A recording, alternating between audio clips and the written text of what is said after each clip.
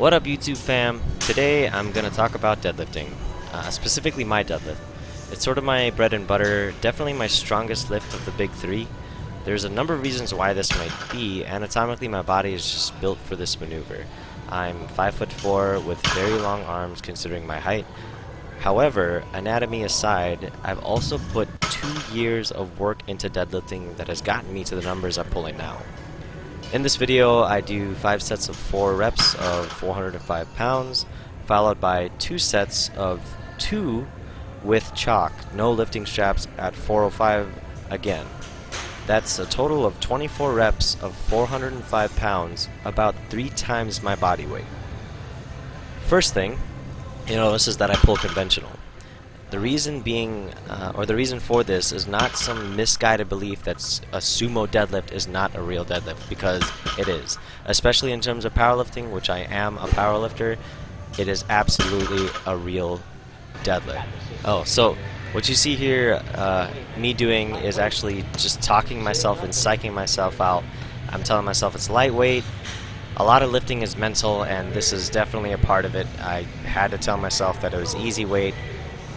The first lift is always the hardest to do. After that, it kind of just flies because the muscles are engaged at that point. Anyway, to get back to the reason why I pull more conventional is because, at least for me, my back muscles are way stronger than my legs are, and conventional deadlift is definitely engages your back more so than sumo. Sumo engages your legs a hell of a lot more.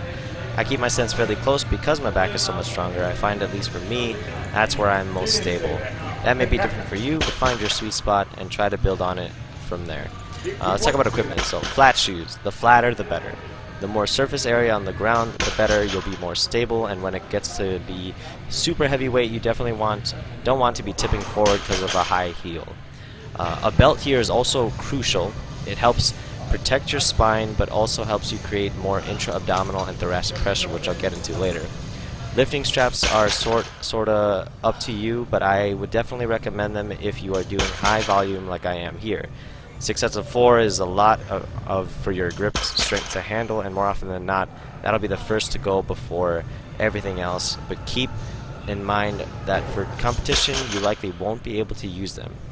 Wrist wraps, on the other hand, will actually help you maintain grip, and depending on the federation and the division, you may be able to use them.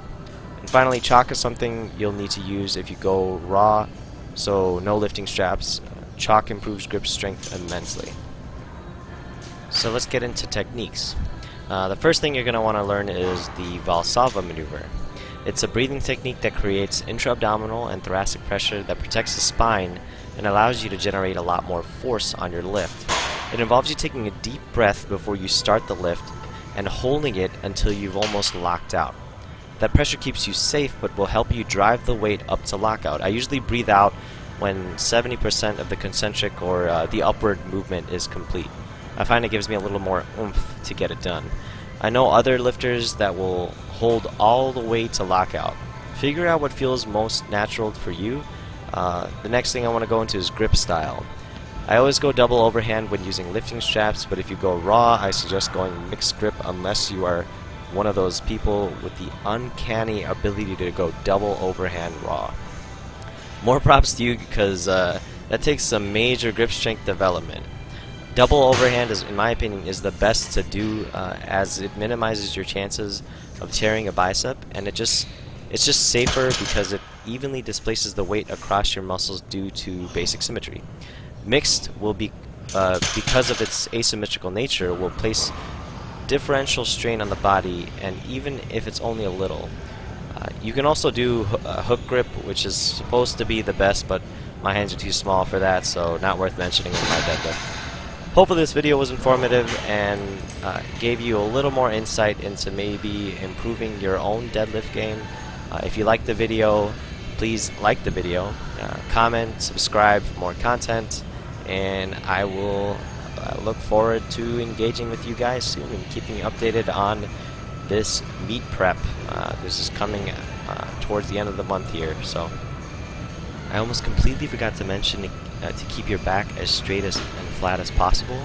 If you have a bit of rounding, that's fine.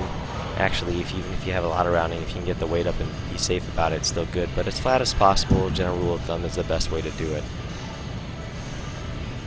So, you'll see I'm going to take a big deep breath at the bottom before I start this lift.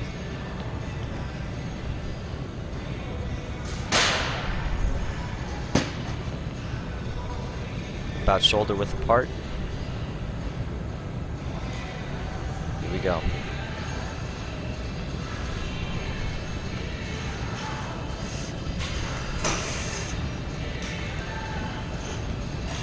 Here comes the exhale, see right at the top.